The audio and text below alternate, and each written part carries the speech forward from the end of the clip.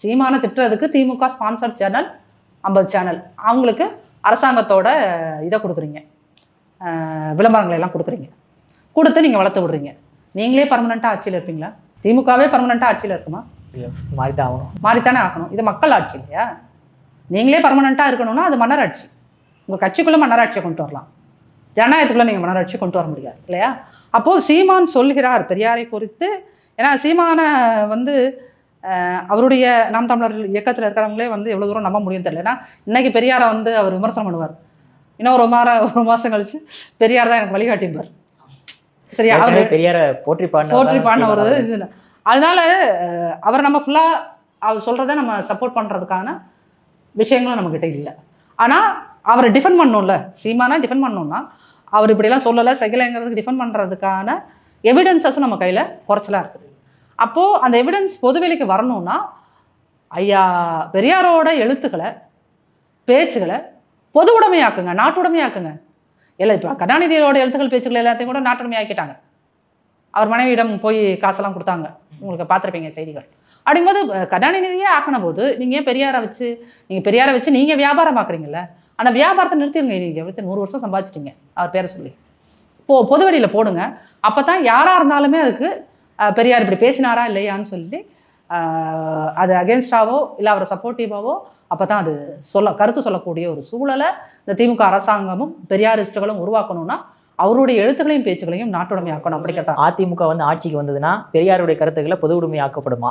அது all of a sudden ஒரு decide பண்ண நீங்களுமே பெரியார் வழியை கொள்கையை பின்பற்றவர்கள் கூடியவர் தான். ஏன்னா பெண் உரிமையை பற்றி பேசினவர், சமூக நீதி பற்றி பேசினவர். ஸோ அப்போ அதிமுக பீரியட்ல 10 வருஷம் இருந்தீங்க, அப்போ பொது உடைமை ஆக்கிருக்கலாமே மேம், இல்லை வரக்கூடிய காலங்களே பொதுமுறை ஆக்கப்படும். இது ஒரு மிகப்பெரிய சிக்கலுக்குள்ளான ஒரு விஷயமா இன்னைக்கு பார்க்கப்படுது. ஏன் அப்படின்னு கேட்டிங்கன்னா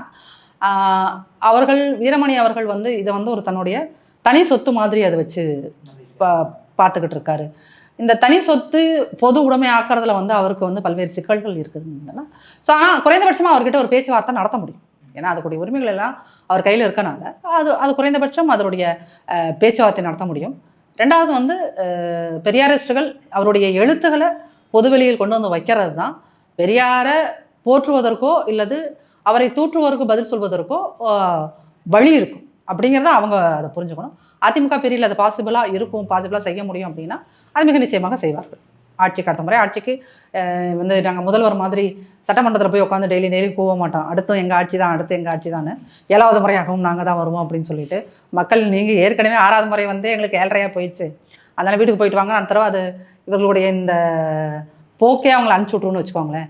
அப்படிங்கும்போது இவர்கள் கனவு காண்பது நடக்காது. அப்படி இருந்தாலும் அதிமுக வருகின்ற போது மிக நிச்சயமாக அதற்கான முன்னெடுப்புகளை செய்வதற்கான விஷயங்களை நாங்களாம் வலியுறுத்துவோம், கண்டிப்பாக வலியுறுத்தும். ஏன் இந்த கேள்வி எழுதுனாங்க மேம்? ஏன்னா பெரியார் வேற யாராவது தப்பா பேசியிருந்தாங்க அப்படின்னா அதிமுகவை நிச்சயமா கொந்தளிச்சு போராட்டங்களோ இல்லை கண்டன அறிக்கையாவது வந்திருக்கு மேம். ஆனால் சீமானவர்கள் அதை பேசியுமே அதிமுக தரப்புலேருந்து எந்த ஒரு கொந்தளிப்பும் வராததுனால இந்த கேள்வி எழுதுங்க மேம், வேற ஒன்றும் கிடையாது. இல்லை நீங்கள் உடனே மீடியாக்காரர்கள் எல்லாரும் நாம் தமிழரும் அதிமுகவும் அப்படின்னு இந்த பக்கம் அண்ணாமலை சப்போர்ட் பண்ணி பேசுறாங்க, அந்த பக்கம் என்ன சொல்லுவீங்க? அதிமுகவும் விஜயும் இணைகிறாரான்னு. சார் இந்த கூட்டணி உருவாகிற வரைக்கும் உங்களுக்கு டெய்லியும் கண்டென்ட் தான், இவங்க இணைய போகிறாங்களா அவங்க இணைய போகிறாங்களான்னு. தேர்தலுக்காக ஒரு 3 மாதத்துக்கு முன்னாடி எல்லாமே ஊர்ஜிதமாகி வரும் இல்லையா, அன்னைக்கு பார்ப்போம்.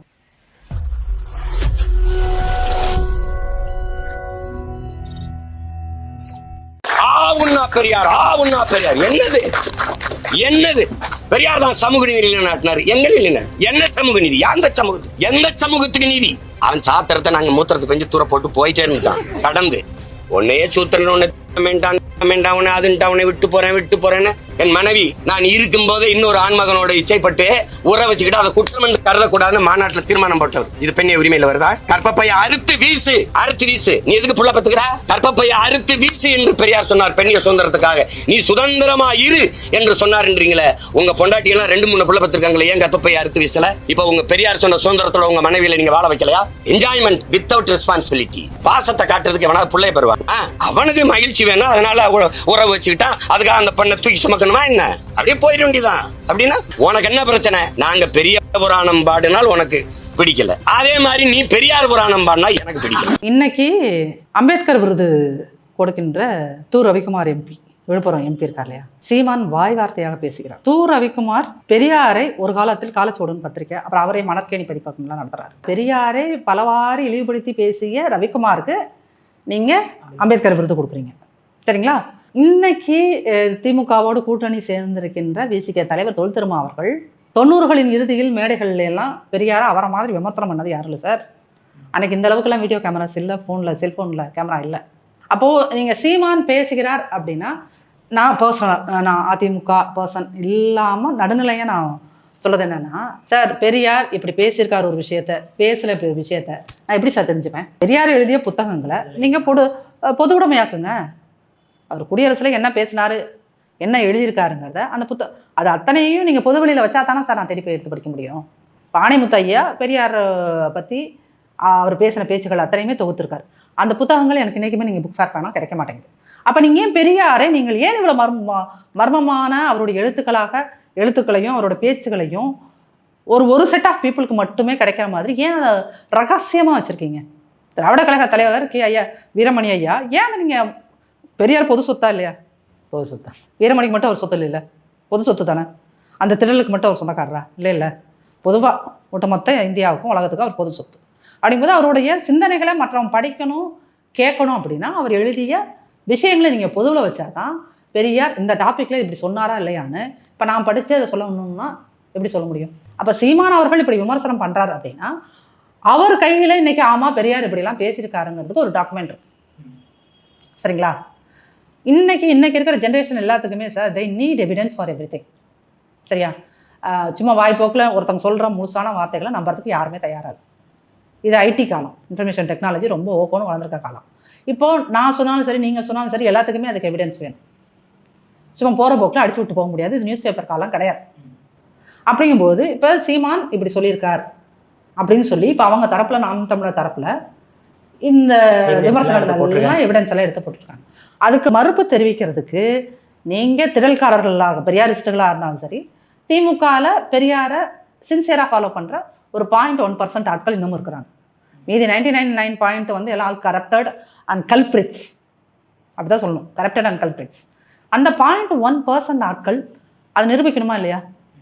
நீங்கள் சீமானை ஏகதேசத்தில் திட்டலாம் சார். சீமானை திட்டுறதுக்குன்னே திமுக ஒரு 50 சேனலை வளர்த்து விடுது. அவங்க சீமானை டெய்லியும் காலையில் வந்தோன்னே கெட்ட வார்த்தையில் திட்டுறது, அது ஒரு சடங்கு மாதிரி வச்சுருக்காங்க. அவரும் அதை பாதர் பண்ணிக்கிற மாதிரி இல்லை.